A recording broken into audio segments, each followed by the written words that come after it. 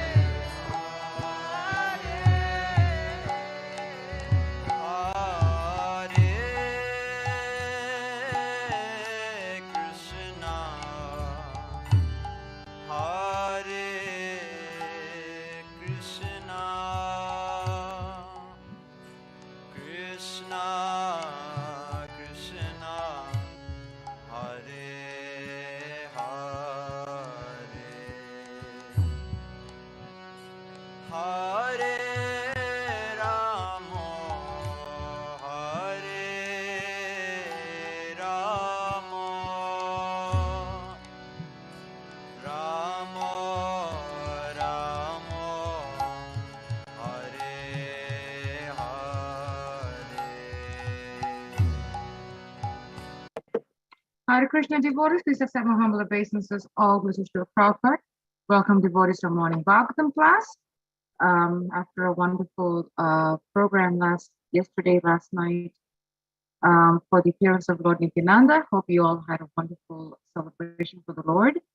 This morning we will be discussing on Canto 1, Chapter 9, verse 31, and the chapter is entitled The Passing of Bhismadeva in the Presence of Lord Krishna. And we're coming to the auspicious reading and learning and realizing from the passing of Bhismadeva. From the passing of Bhismadeva. Give me 1 second. Okay. So sorry about that. So without further delay, we will start the class. Go right ahead, Vrindaneswari. Thank you so much, Prabhu. Hare Krishna. Good morning, everyone. Welcome. Jaya Radha Madhava Kunja Bihari Jai Gopi Jana Vallabha Giravadari Yashodanandana Braja Jana Ranjana Jamuna Tira Vanachari Jai Radha Madhava Shabihari Jai Gopi Jana Vallabha Giravardhari Yashodanandana Braja Jana Ranjana Jamuna Tira Vanachari Jai Radha Madhava Bihari Jai Gopi Jana Vallabha Giravardhari Yashodanandana Braja Jana Ranjana Jamuna Tira Vanachari Hare Krishna Krishna Krishna Hare Hare Hare Rama Rama Rama Hare Hare Hare Krishna Krishna Krishna Hare Hare Hare Rama Rama Rama Hare Hare Jayam Vishnupad Paramahamsa Parivrajacharya Astatari Satis Divine Grace E.C. Bhaktivedanta Swami Srila Prabhupada Ki Jai Jayam Vishnupad Paramahamsa Parivrajacharya Astatari Satis Divine Grace Srila Bhaktisiddhanta Saraswati Thakur Srila Prabhupada Ki Jai Anantakota Vaishnava Vrinda Ki Jai Namacharya Srila Haridas Thakur Ki Jai ISKCON founder Acharya Srila Prabhupada Ki Jai Prem Sigaho Sri Krishna Chaitanya Prabhu Nityananda Sri Advaita Gadadara Shiva Sati Gaura Bhaktivinoda Ki Jai Radha Krishna Gopa Gopinath Shamakun Radhika Girdhar Govardhan Ki Jai Mayapur Dham Ki Jai Vrindavan Dham Ki Jai Jamuna Devi Ki Jai Ganga Devi Ki Jai Tulsi Devi Ki Jai Transcendental Book Distribution Ki Jai We Temple Ki Jai Harrisburg Temple Ki Jai, Samaveda Bhaktivinoda Ki Jai, Gaur Premanande, Haribol, all glories assembled devotees, Hare Krishna, all glories assembled devotees, Hare Krishna, all glories assembled devotees, Hare Krishna, all glories to Shri Guru and Shri Gauranga, Hari Bol. Nama Om Vishnu Padaya Krishna Prasaya Bhutale Srimati Bhaktivedanta Swaminiti Namane Namaste Saraswati Devi Gauravana Pacharane Nirvishesha Shunyavadi Pashyata Deshatarane Om Namo Bhagavate Vasudevaya Om Namo Bhagavate Vasudevaya Om Namo Bhagavate Vasudevaya Narayana Namaskrita Naram Chaiva Narottama Devam Sarasvatim Vasya Tatodaya Madhuraya Vasta Prayashu Abhadreshu Nityam Bhagavata Sevya Bhagavati Uttama Shloki Bhaktir Bhavati Naishtaki So we'll read the verse. I'll read it 3 times and we can repeat it together. Vishuddhya dharanaya hatasubha tad ikshaya vasugata yudashrama nivritta sarvendriya vritti vibramas tustava janyam vishjam janardanam vishuddhaya dharana hatasabu tad ikshaya vasugata yudashrama Nivrita sarvendriya vriti vipramas tustava janam vishrajan janardanam vishuddhaya dharana hata sabas tad ikshaye vasugata yadushrama Nivrita sarvendriya vriti vipramas tustava janam vishrajan janardanam. Anyone else?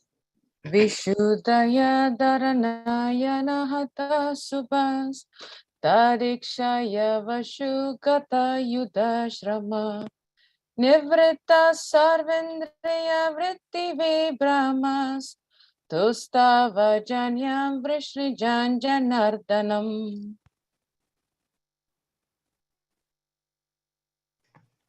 Vishuddhaya dharanaya hatashubha statishaya vashu kata yuta shramaha nivrutta sarvendriya vritti vipramas tushtav janyam visarjanar janarthanam. Hare Krishna.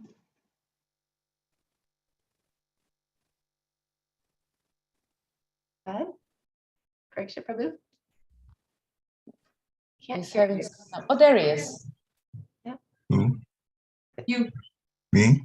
All right. Oh, I'll try. Vishuddhaya dharanya hatasubhas that ishvayeshu kata yudashama vita savindriya viti vipramas tushta vajanyam vishijan janadanam. Hare Krishna. Hare Krishna. So we'll do word for word. Vishuddhaya, by purified. Dharanaya, meditation. Hata ashubha, one who has minimized the inauspicious qualities of material existence. Tat, him. Ikshaya, by looking on. Eva, simply. Ashu, immediately. Gata, having gone away. Yuda, from the arrows. Shrama, fatigue. Nivrita, being stopped. Sarva, all. Indriya, senses. Vritti, activities. Vibramaha, being widely engaged. Tustava, he prayed. Jayam, the material tabernacle. Vishrajan, while quitting. Janardanam, the controller of the living beings. Translation and purport by His Divine Grace, A.C. Bhaktivedanta Swami Srila Prabhupada Ki Jai. By pure meditation, looking at Lord Shri Krishna, he at once was freed from all material inauspiciousness and was relieved of all bodily pains caused by the arrow wounds. Thus, all the external activities of his senses at once stopped, and he prayed transcendentally to the controller of all living beings while quitting his material body. Purport. The material body is a gift of the material energy, technically called illusion. Identification with the material body is due to forgetfulness of our eternal relationship with the Lord. For a pure devotee of the Lord like Bhismadeva, this illusion was at once removed as soon as the Lord arrived. Lord Krishna is like the sun, and the illusory external material energy is like darkness. In the presence of the sun, there is no possibility that darkness can stand. Therefore, just on the arrival of Lord Krishna, all material contamination was completely removed, and Bhismadeva was thus able to be transcendentally situated by stopping the activities of the impure senses in collaboration with matter. The soul is originally pure, and so also the senses. By material contamination, the senses assume the role of imperfection and impurity.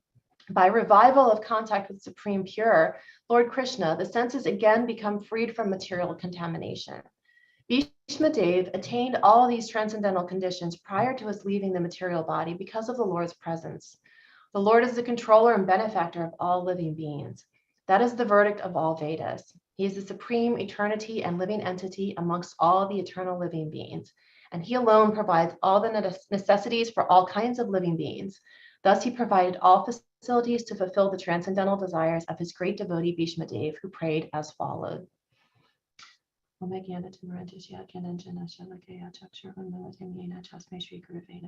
Chaitanya Manovistam Stapitamina Bhotilishram Bhujam Yanavatam Dadati Svadadantikam Jai Shri Krishna Chaitanya Prabhu Nityananda Shri Advaita Gadar Shivasati Gaur Bhaktivinoda Vanchakalpa Trubish Chakrapa Sindhuve Vichapatitanam Pavanebhyo Vaishnavebhyo Namaha Namo Vishnupadaya Krishna Pasai Bhutali Shrimati Bhakti Chara Swami Nityananda Snake Grenade Bhagmanam Jarasa Flutam Prabhupada Gadapanam Bhakti Charavana. So I'll read the translation again. By pure meditation, looking at Lord Sri Krishna, he at once was freed from all material inauspiciousness and was relieved of all bodily pains caused by the arrow wounds. Thus, all the external activities of his senses at once stopped, and he prayed transcendentally to the controller of all living beings while quitting his material body. So here we've been reading, we've been learning how the most exalted way to leave one's body, and Bhismadeva is showing us this example, and he's showing King Yudhisthira this example as well, because King Yudhisthira has been on the battlefield lamenting all of these things that he has done in the battle itself and the deaths. Yet Bhishma, who was on the other side, is very exalted devotee of the Lord, and even though he was fighting on the other side of the Lord, these are all pastimes that are arranged by Sri Krishna. And so Lord Sri Krishna is there to help this exalted devotee die in the highest way, and to die in a way that takes him back to Godhead. And so even though Bhishma was laying there on this bed of arrows, and everything, because Lord Krishna was there, everything is cleared, because the Lord Bhismadeva is there with Lord Krishna, and immediately, because of that, because he's looking at Lord Krishna, because Lord Krishna is there to bless this situation. Lord Krishna is there representing everything, the universe, and representing the the auspiciousness of this occasion. All is okay. Bhismadeva is immediately in this more transcendental space. So when I was thinking about this verse, I was really, there's a couple of verses in Bhagavad Gita, and this may have come up in other classes, so forgive me if this is a little repetitive, but I wanted to talk a little bit about how one would pass, and we've been talking about leaving our bodies in death for the past couple of weeks now, and it's definitely a topic that can, and I've mentioned this before in class, that can be difficult to have discussions around, but here we are in Bhagavatam, kind of put into this situation where we're talking about death and leaving the body for weeks on end. And it's a really good exercise to understand how the living entity can leave one's body. And Krishna gives different examples of ways to leave the body, and he gives the optimal example, and Bhismadeva is demonstrating that example for us. In Bhagavad Gita, Bhagavad Gita 8:25, well, in the middle of the 8th chapter, really, because there's a couple of verses, Krishna tells us here, the mystic who passes away from this world during the smoke, the night, the fortnight of the waning moon, or the 6 months when the sun passes to the south, reaches the moon planet, but again comes back. So here he's telling us this is not how we want to leave our bodies. We want to leave our bodies in a more auspicious way.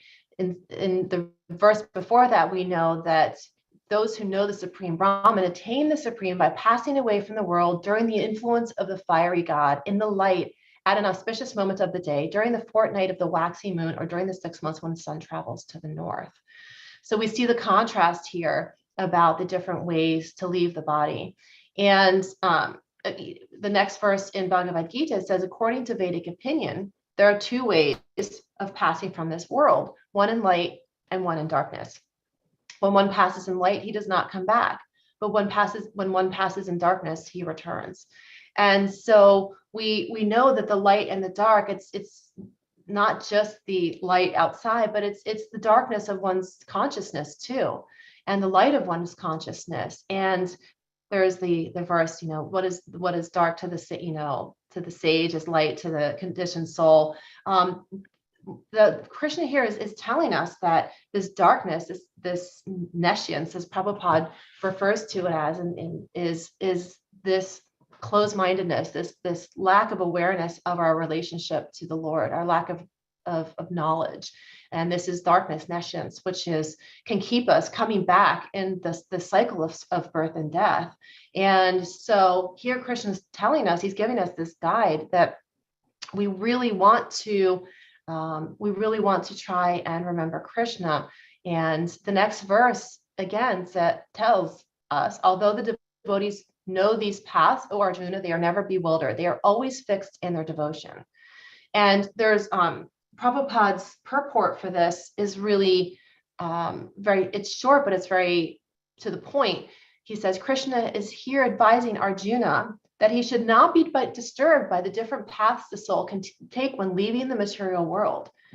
A devotee of the Supreme Lord should not worry whether he will depart by arrangement or by accident. The devotee should be firmly established in Krishna consciousness and chant Hare Krishna. He should know that concern over either of these two paths is troublesome. The best way to be absorbed in Krishna consciousness is to be always dovetailed in his service, and this will make one's path to the spiritual kingdom safe and direct. The yoga yukta is especially significant in this verse. One who is firm in yoga is constantly engaged in Krishna consciousness in all his activities.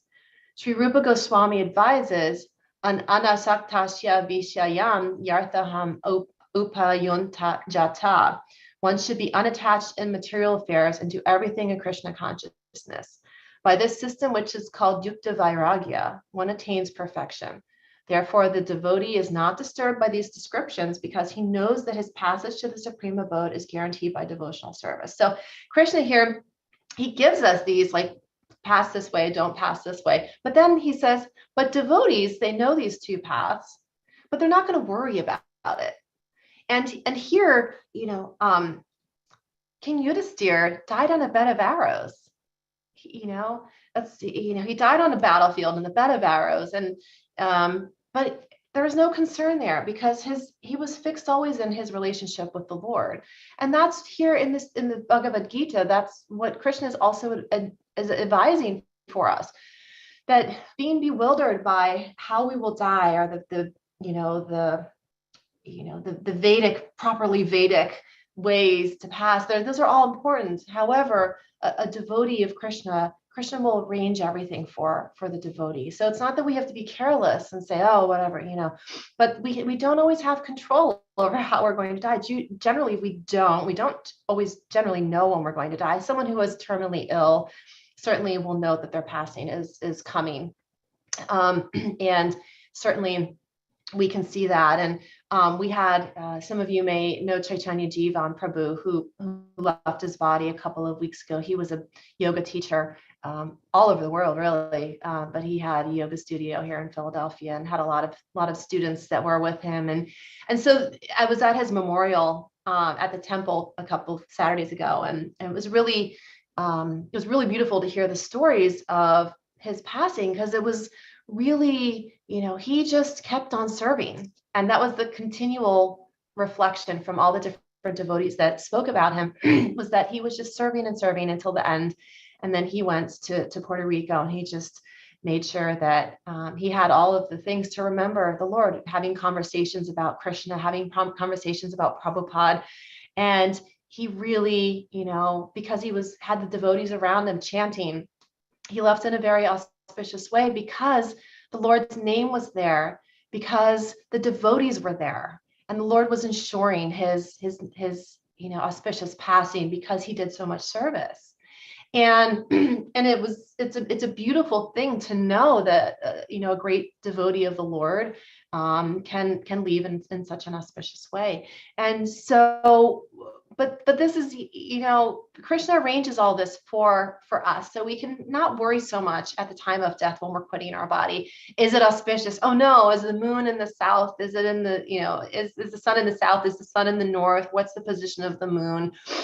These things are already arranged by the Lord. And here, what Lord Bhismadeva is showing us, what he's demonstrating for us, is that he's demonstrating for us that we, no matter what the arrangement, no matter what the situation, that as long as we are enacting our lives for the benefit of Krishna's pleasure, as long as we are doing the things that will hopefully please Krishna, please our Guru Maharaj, please the devotees, then we're on a good path. We're the path to back to Godhead is secure. It's more steady. It's at least assured over a period of time. We can never be guaranteed what our end destination will be, but if we stay on this path and we stay fixed on it, we are guaranteed eventually we'll get there. And that's the point, that eventually we just keep putting the money in our spiritual piggy bank and hoping that eventually we will build up enough in our spiritual account to be able to go back home to Godhead. And that's why we want to take this lifetime as an opportunity to serve the Lord. And so I'm reading this book.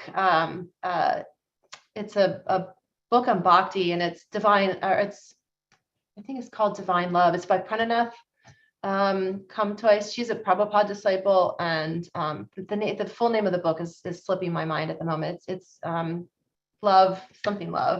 If you have it, let me know. I think it's Bhakti Shakti by Mother Pranada. But there's another one too. She did Divine Love or Love.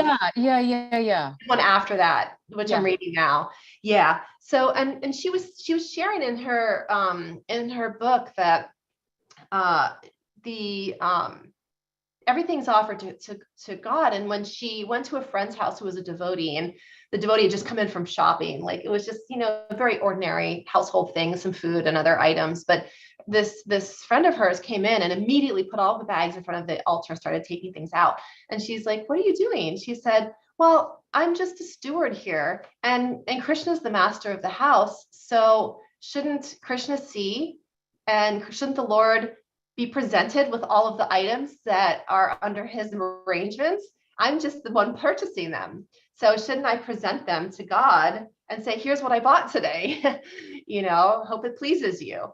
And she just really, that struck her. And it struck me too when I was reading that. I'm like, wow, it's so true. I may not do that when I come home every day, but the message for me was, I am just a steward here.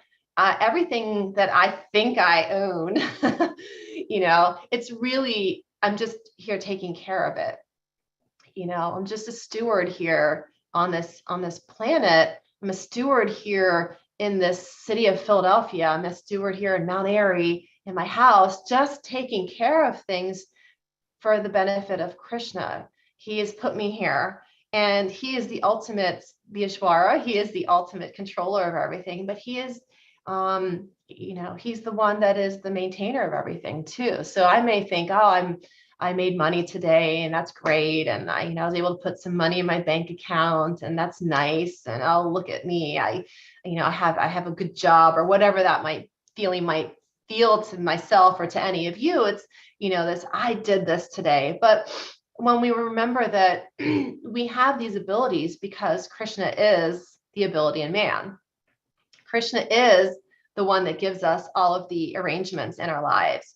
And it's easy to forget that. It's easy to lose sight of that sometimes. And when we think about, we're always preparing, Prabhupada said, every moment where we should be preparing for death. And it sounds like a very grim thing to say, but at the same time, it's true, because at any moment, we do not know what the next moment holds.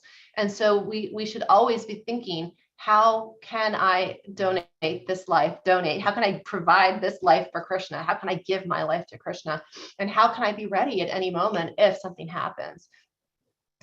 Krishna is the ability of man. And sometimes I remind myself of this, if I'm getting too puffed up and like, oh, look at me, remind myself, it's like, wait a minute, Vrindavaneshwari, you have this ability because of Krishna. And in a heartbeat, if you get too puffed up or you get to this or use it in the wrong way, he can take it away. As easily as he gave it to me, he can take it away, use it properly. And that is, I feel like I have to remind myself of that often, because I feel like if we're not using our gifts properly, Krishna can take them away. It sounds a little threatening. Maybe I grew up in a more strong household where there was, stern discipline. So that maybe works for me. But it feels, to me, it rings true too, because if we forget how we have come into these things, if we forget how these abilities have come to us, even if we think, oh, well, I went to school, I earned this, I worked my way up, or, I was born into a family that had this gift or ability, that's just my lot in life. And, but when we start losing sight of those things, then we start thinking they're ours, thinking that we possess these things, rather than thinking these are just instruments for the service of the Lord, service of Krishna. And so everything, whatever it is, with each ability that we have, if we do our best to try and put them in the service of God, put them in service of Krishna, then we're working ourselves toward a spiritual path.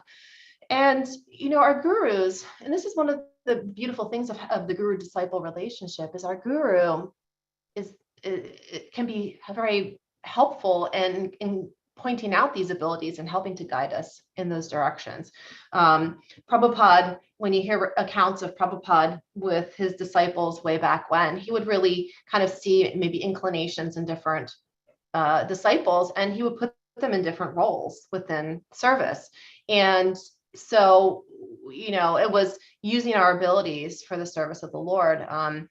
And it's not that, oh, well, this ability that I have only kind of applies to material life, and this ability that I have is really kind of only applying to my devotional life. So we don't need to section them off or silo those things, that we can really see all of the things as ourselves, and how we can truly serve the Lord.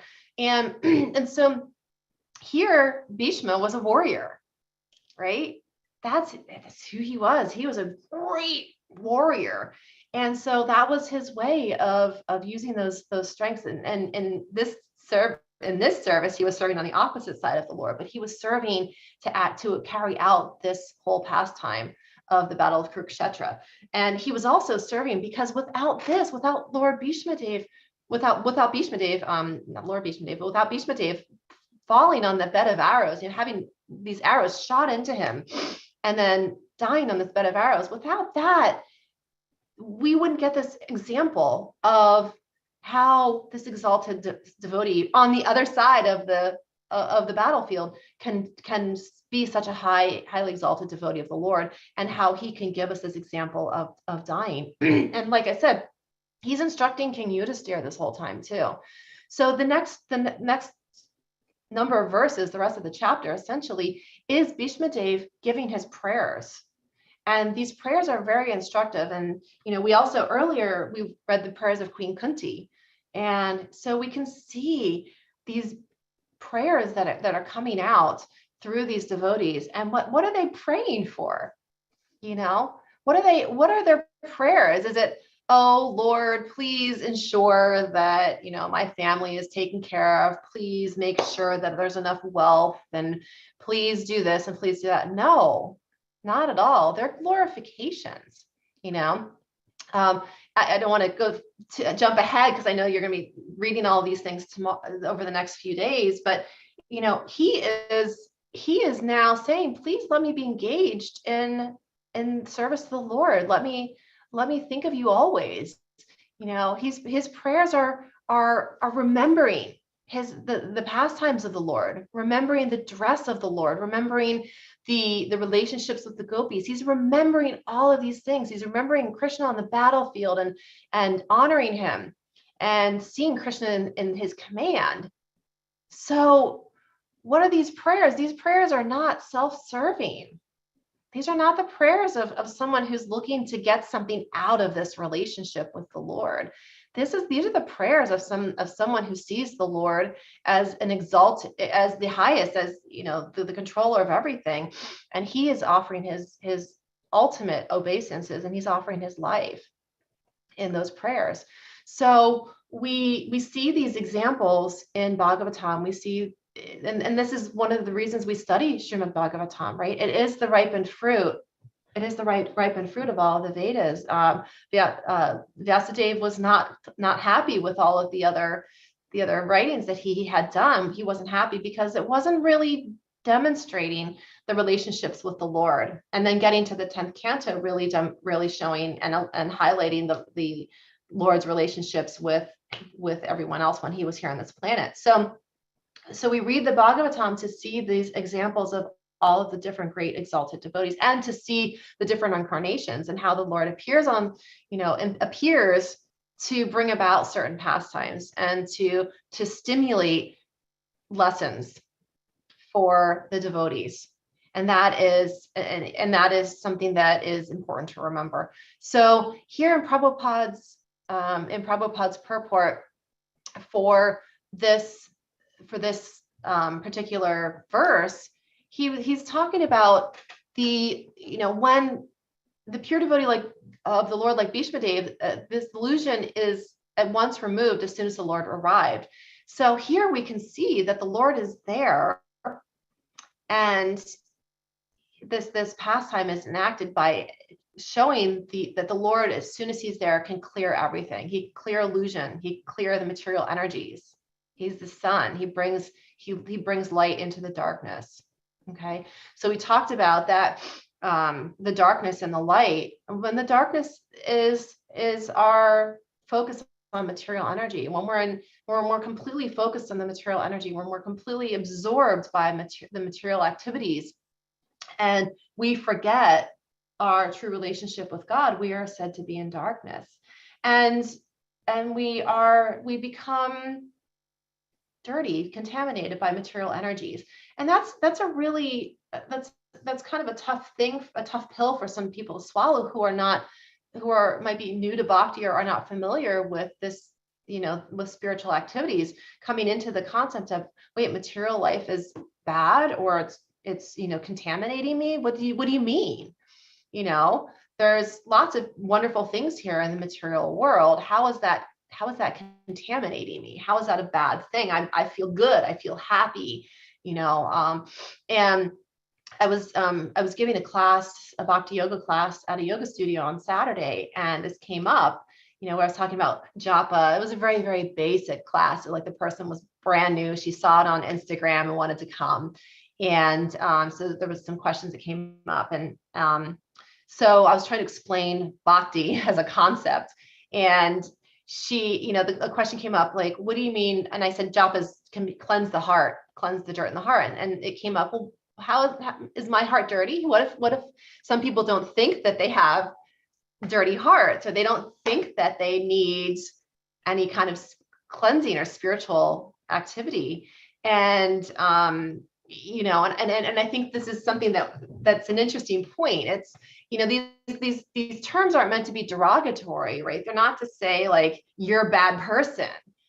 It's meant really to help us see our contact. It's like when we're out in a dust storm, we're going to get dirty. When we're out at a racetrack or something, we're going to get dirty. These are all things you get dirty by being outside. You get, if you're eating a lot of junk food, your insides will get a little dirty, right? So in modern day society, and this is something another person brought up, she said, well, in modern day society, people are so focused on nutrition, and they're so focused on cleanliness in the sense of, like, using all the right soaps and being environmentally conscious and eating the right foods. So where does spiritual life come in? So how can we give that or kind of dovetail that mentality into a spiritual concept where we say, well, if you know that there's good and there's foods that can make you not feel good, and there's foods that make you feel clean, can't that be the same with our mind and with our consciousness?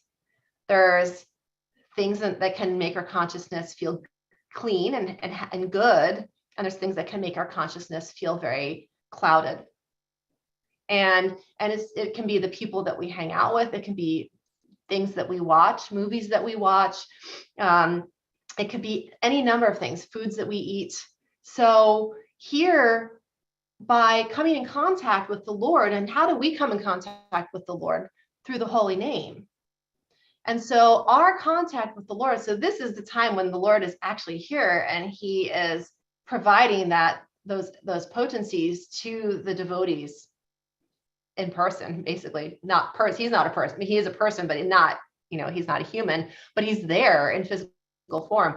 And for us, we don't have that luxury. We don't have that boon of having Krishna standing over us so that we can pray directly to. But we have the holy name, and that's where the holy name is one and the same as Lord Krishna. The chanting of the Maha Mantra is the same as Krishna. We know that potency exists there.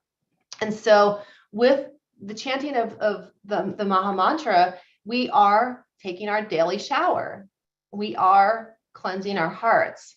And so when we think about it in that way, that we're clearing our hearts, we're coming in contact with the Lord every single day through his name, through his name, and that is it.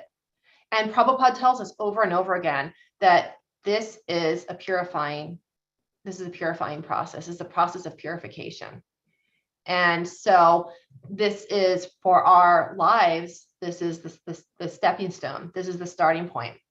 And so we, in the class that we did on Saturday, I bring japa beads to the classes, and we do, we'll go through like half a round or a round together, just so that, we can teach. And then I let her borrow. I said, you can borrow the beads and you can bring them back next month and let me know how you liked it. And so I put like a little loaner out, and I said, hopefully she comes back, and she borrowed the beads and she can bring them back next month and we can talk about her experiences with them. So this is, this is how we can start using any abilities that we have and use them in the service of the Lord. So, I think that ultimately in Krishna consciousness, the verse I was reading from Bhagavad Gita is that everything leading up to the day that we leave this planet, the day that we leave these bodies, everything leading up to that, if we choose to be devotees of the Lord, everything leading up to the day that we leave our bodies is an opportunity to use our abilities for the service of the Lord, and to not be so fixed on how we might leave this planet, but more so in what state of consciousness we will leave this planet. And that is the ultimate direction, is that, we should not get so fixated, as this verse says, although the devotees know these two paths, O Arjuna, they are never bewildered. Therefore, be always fixed in devotion. Okay. And being fixed in devotion is the path that takes us back home to Godhead. And with all of the rituals and, things that it's easy to get kind of caught up in that. And, even within the umbrella of ISKCON, it can be still very ritualistic. And that's fine. However, we need to remember that the ultimate goal is to remember Krishna. The ultimate goal is, that's our ultimate goal in life, is to always remember Krishna, to always remember our relationship with God, and to always serve God and to surrender to God. And so if the rituals are something that helps us to remember God, and that they are instruments and tools in our devotional lives, then that's really great. And if those instruments are merely they're merely robotic, and they are done out of habit, or they are done out of sheer ritual, abandon all varieties of religion, just surrender unto me, right? So that is the kind of summation of the Bhagavad Gita, is these varieties of religion, these rituals, they are there. However, and they're meant to be instruments to guide us in the right consciousness, right? But the two have to go together. You can't have the rituals without the right consciousness, or else you'll just have the rituals, and the rituals won't get us so as far as we might think. So we want to have the rituals and the consciousness combined. And then ultimately, once the consciousness is so exalted, once the consciousness is so elevated, then the rituals are all, everything is already enrolled into that consciousness because it's automatic, right? This is the consciousness that becomes when one reaches that highest state, that bhava bhakti, that highest, the prema bhakti, the bhava bhakti. Once one reaches that highest state, it's automatic. So we don't have to think about it anymore because it's already included in our way of being. And so it doesn't have to be a mechanistic process. It's just there. And with the pure devotees of the Lord, we can see very much how that plays out. We can see very much in the Bhagavatam how they're doing nothing but just serving the Lord. They're doing nothing but praying to the Lord, praying, offering obeisances, remembering the Lord at the time of death. And this is why when devotees are leaving their bodies, we do everything we can, if we are able to go to the devotee's bedside and chant, show pictures of the Lord, read Bhagavatam, read talk about pastimes of the Lord. These are all things to help the devotee stay in that consciousness as much as possible. And so there's books that have been written, how to die. The Girivaj Swami wrote a book about preparing the final exam, I think it's called. And so these are books on how to prepare for the ending of our lives. And this is the example that's set as well. So I know we have a few minutes left, and I kind of have a hard stop at 9 today, but would love to invite some conversation. And if anyone wants to share insights or reflections, that'd be great. Thank you so much, Vrindaneswari, for such a wonderful class, a thoughtful class, having us think. I really like the point that you said, that you shared about Mother Pranada, about her friend. That was definitely something that we all can think of, because sometimes we take everything that we do for granted, in our lives, and looking at ourselves as the caretakers in everything. That's such a sweet offering. I think that's so nice. Makes me really think of my daily activities now. Thank you. Yeah.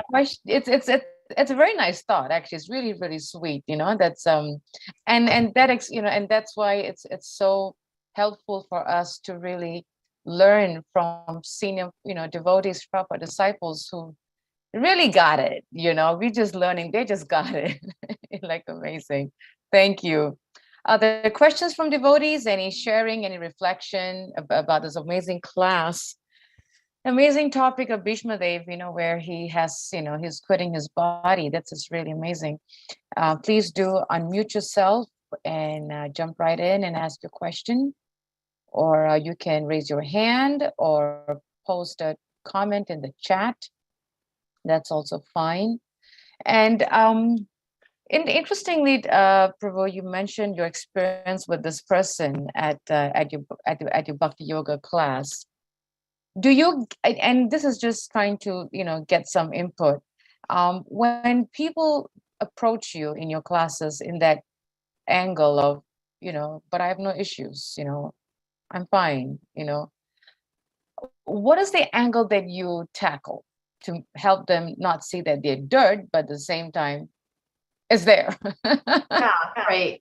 Well, part of it is just explaining that there's suffering in this world, and we can see it all around us. And so while suffering is part of this material nature, we can see that happiness is fleeting.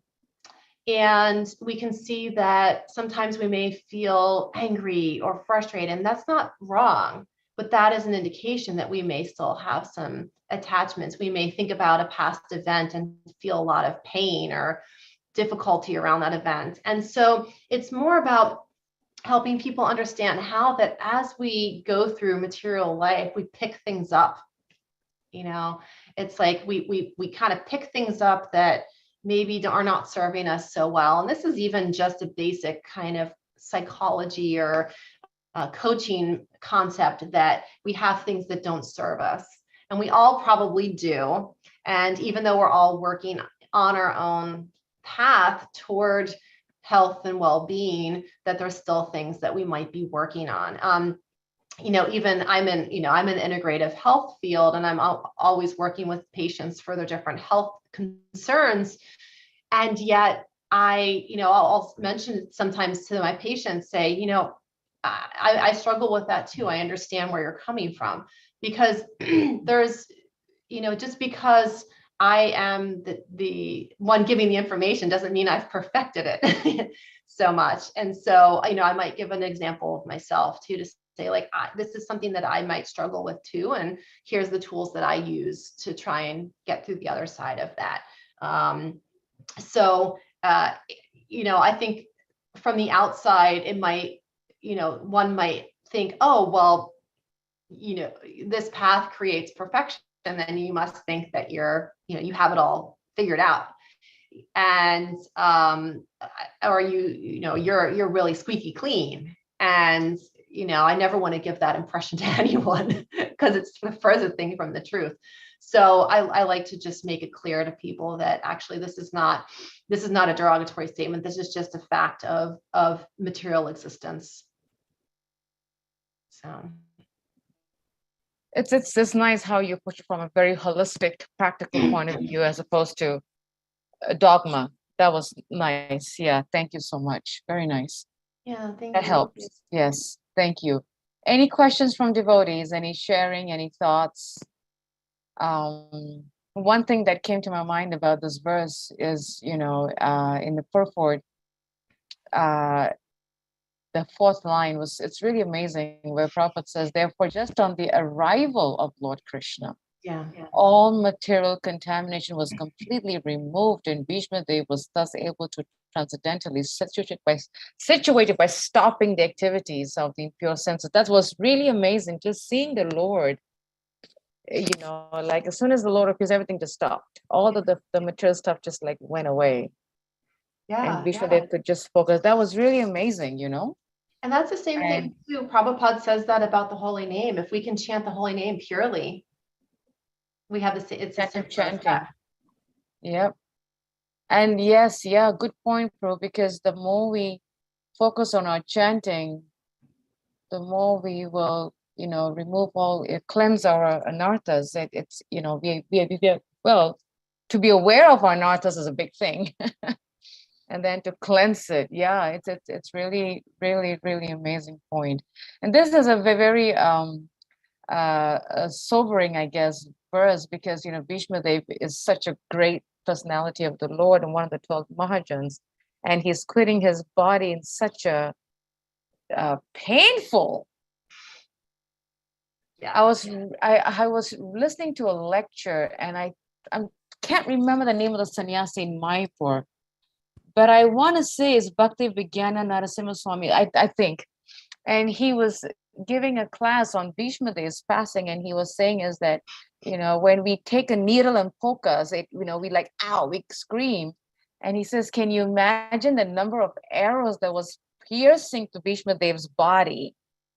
We can't even imagine. We just get a little needle poke and we just scream I know I do, scream for our lives. And he was saying how Bhismadeva has so many arrows, and with that, he was still, bearing the pain. And he says, we can't even imagine the pain that he was going through. Yeah. In fact, another point, he says that not only was the arrows poking, it went through his body. That's the point he was saying. It was, more excruciating. Yeah.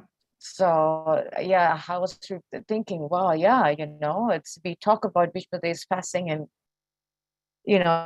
but to really, feel it it's definitely not easy. No. We can pray that no one that we know or ourselves ever has to die on a bed of arrows. Arrows. That would be not a good one. I don't think we can even imagine that pain, Prabhu. No. I had acupuncture yesterday, and that was some needles, but laying there with needles all in me. But like a bed of arrows is pretty awful. So yeah, it is. And all he wanted to do was to see the Lord. That's all. And I think this is a very, I feel this, this is something that as devotees, it's a good meditation for us to really understand the importance of really focusing our minds on Krishna. Yeah. And, not with so much other stuff that is going to deter us. Like we were listening a class on Sunday from Parikshit, and then Monday, the same point from Mother Gita, where they both were mentioning, in their different classes, what we fill our minds the most of is what we will think of at the time of death. Exactly. Yeah. And it's so important. Like this devotee you were saying, brought the groceries. Yeah, just put everything right and showed it to the Lord, and it's that reminder. We're just stewards. We're just stewards. Yeah, absolutely. Yes. Any other points from devotees? I know I've been doing most of the talking because it's such a beautiful realization. Oh, the book, by the way, is Wise Love. Wise Love. Wise Love. That's right. I know it's the word love somewhere in it. Yeah, it's Wise Love. And it's Pranada. It's Pranada Prabhu, but it's Pranada Kamtois. So I think it's But she's great, and I'm really enjoying her book. She has beautiful realizations in her book. Very, very nice. Yes. Amazing. Yeah. Yep. Any other points from devotees? Any other sharing? Any other thoughts? We have a couple of more minutes before we end, because I really want to respect Vrindaneswari's time here. If there isn't, we thank you for joining us. Thank you so much, Vrindaneswari, for shedding some light on this beautiful verse of how we should really focus on our position in this material world, that we're just stewards, in our personal lives, and not the controllers and the doers. So thank you so much for sharing that. Yes. Thank you to all the devotees for, yes, go ahead. Hare Krishna, very good class. I wanted to commend, your own personal experiences, bringing it in and making it very, very much lively for us. Yes, pain is not the easiest thing to have to deal with. Those of us that are hitting old age now, we know what it can be like. But it helps us to remember Krishna even more. Yeah. Because when people go through trouble, then first they say, oh my God, what happened is they begin to think about it, Lord. So hopefully, even though it's difficult for the physical body to, for us, and the physical body gives us pain, but we will even still remember the Lord in all those circumstances. Hare Krishna. Hare Krishna. We can all pray for one another for that outcome. And we all wish each other the best and the well wishes. But yeah, it was a nice, heartfelt, I would have to say, a heartfelt, practical class. So thank you so much. Thank you. Yes. And thank you to all the devotees. Thank you to all the devotees for joining us. Vanchakapatibhyascha kripasindubevacha patitanam pavanebhyo vaishnavebhyo namo namaha. Srila Prabhupada ki jai. Have a wonderful day, and thank you so much, Vrindavaneshwari. Hare Krishna. Hare Krishna. Hare Krishna.